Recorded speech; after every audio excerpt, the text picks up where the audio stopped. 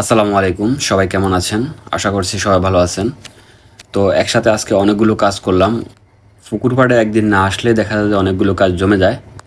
আমাদের পাড়ের যে সবজি গাছগুলো আছে, কদু গাছগুলো আছে, অনেক দিন ধরে এগুলোর যত্ন নিব কিন্তু নেওয়া হচ্ছে না সময়ের জন্য। আমরা আজকে সকাল সকাল চলে আসলাম আমাদের কদু গাছগুলোতে কিছু কচুরিপানা দিব এবং কিছু জৈব সার দিব। যেহেতু আমরা গাছগুলো আমাদের পুকুরের পাড়ে লাগিয়েছি, তাই এগুলোতে সার দিতে অনেক কষ্ট হয়। তো সেজন্য আমরা পুকুর থেকে কিছু মাটি উঠাবো, মাটি উঠিয়ে এগুলোকে থাক বানিয়ে দিব, যাতে পরবর্তীতে এগুলোতে সার এবং কচুরিপানা দেওয়া যায়। আর আপনারা হয়তো জানেন, পুকুর পাড়ে সবজি চাষ করা অনেক কষ্টের, যেহেতু এখানে পাটগুলো সমান থাকে না, তাই এগুলোতে সার এবং মাছা দেওয়া অনেক কষ্টকর হয়ে থাকে। তারপরেও আমরা যেহেতু এগুলো গাছগুলো এখানে লাগিয়েছি পুকুর পাড়ে, তাই এগুলোকে আমরা যত্ন করতেই হবে।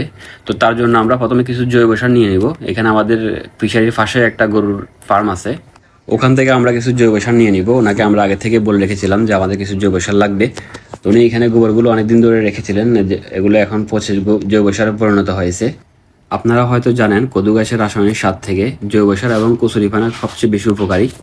এদিকে আমরা কাজ করতে করতে দেখতে পাই আমাদের পুকুরে শোল মাছের বড় একটি ফোনার চালান।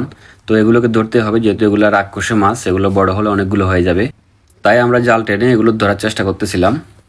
আমরা এখানে দুইবার জাল টান দিই, তারপরেও ফোনা সবগুলো ধরা সম্ভব হয়নি।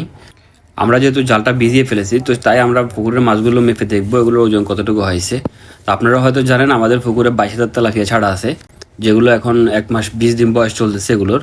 আর আর তেলাপিয়ার সাথে 5,000-এর মতো সাদা মাছ ছাড়া আছে, যেগুলো বাদি মাছ আছে 3,000, বাকিগুলো ছোট মাছ। পুকুরের তেলাপিয়া মাছ ছাড়লে এগুলো 15 দিন পর পর বা 1 মাস পর পর মেপে দেখতে হয় যে এগুলোর গ্রোথ কেমন এসেছে। কারণ গ্রোথ অনুযায়ী এগুলোর খাবার দিতে হয়। কারণ হচ্ছে, গ্রোথ অনুযায়ী আপনি খাবার না দিলে মাছগুলো ঠিকমতো বাড়বে না। তো আমরা এখানে জাল মারার পর দেখতেছি যে অনেকগুলো মাছ উঠছে। তো সেখানে সাদা মাছ ছিল বেশি। তো আমরা প্রথমে 1 কেজি তেলাপিয়া মাছ পরিমাপ করে দেখি, সেখানে প্রায় 1 কেজিতে 22টা মাছ হয়েছে। তারপর কয়েকটা রুই মাছ, এবং এগুলো এগুলো হচ্ছে ম্যাক্সিমাম কালীবাউস মাছ।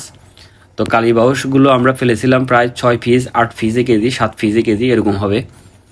মানে 7 পিসে 1 কেজি হবে এরকম। তো এখন এই মাছগুলো আমরা মেপে দেখলাম যে 4 পিসে কেজি হয়েছে কালীবাউস।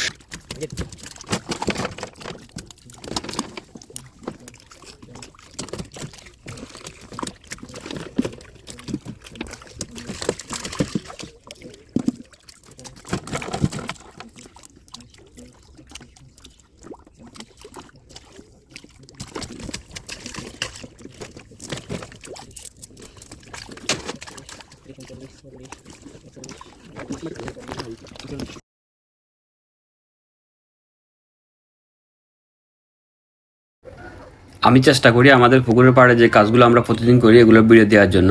তো আমাদের ভিডিওগুলো কেমন লাগে অবশ্যই কমেন্ট করে জানাবেন।